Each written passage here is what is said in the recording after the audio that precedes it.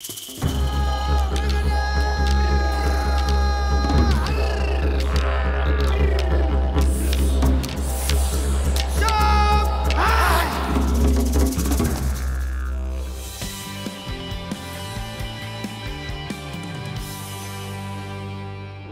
Tiger fans and welcome to Raw Vision, and it's time for Coach's Corner, where we have a look at an aspect of the game and talk through it with one of the coaches. And I'm joined by Craig McRae today, and today, Fly, we're going to talk about contested marking and protecting the drop zone. Now, in your Brisbane Lions days, don't worry about Lynchy and Jonathan Brown, you were a big mark, mate. Oh yeah, I think I did remember taking one in the warm-up once.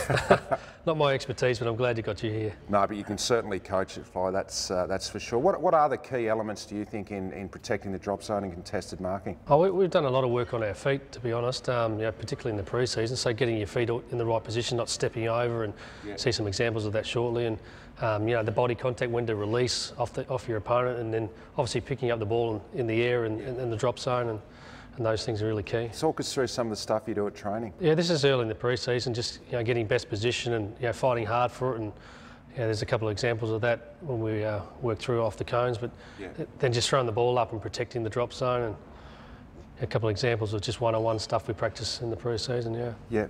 What's the onus on the kicker in all of this? Because they have to identify where the ball needs to go as well, because the forward probably doesn't want to release too early. Is that one of the keys? Yeah, we're trying to, it depends on the state of the game or where the ball is positioned on the ground, but trying to put it out in an advantaged side of the player. Jack does it really well. He calls for the ball out where he wants the ball most of the time, but there's a lot of onus on the kick. I think the kicker can sometimes be waiting for the forward to move when you don't actually want to move. You want them to kick it and then release. Yeah, some of the best kicks in the game are the ones that put it out where the player wants it, as you know. Well, you mentioned Jack. He's probably one of the best in the business at doing this. So let's have a look at a couple of examples of his here. What did you think was important in this one? I think there's two real examples there. Actually, if you look at Josh Caddy here to the side, his ability to hold out his opponent, I think teams are really good at coming third man over, so very rarely you actually get a one-on-one contest.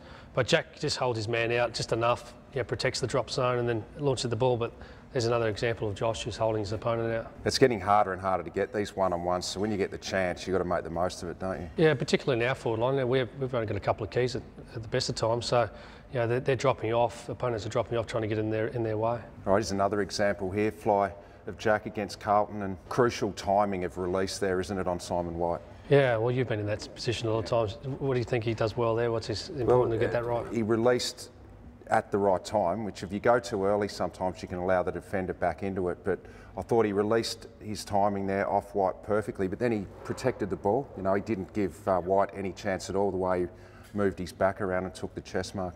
I think some of the young key forwards at VFL level, that time is critical, whether they release really early and allows their opponent to come back in for the second effort. So, it's certainly an art. We've got another one here of Jack against the Western Bulldogs a few weeks ago on Cordy. What was the mistake the defender made here? As soon as the defender takes his eyes off the ball, he's generally in trouble, and the ability for Jack to get in behind, duck in behind early and catch his eyes, and then all of a sudden he's gone. That's the one there. As soon as Cordy looked at Jack, the forward, you've got them done because they've taken their eyes off the ball, and Jack slipped him. As soon as he looked at him, Jack knew I can slip around here. So I guess as a defender, you can't watch the ball. You can't watch the opponent. You've got to really watch the ball. Well, I know our backs do a lot of work on ball and man. Pistol, shooting the ball, shooting the man type stuff. So we work against that and try to make the opposite. We've got one more here with Daniel Rioli against the Dogs in the same game, and a smaller opponent, but he did really well here with his body positioning.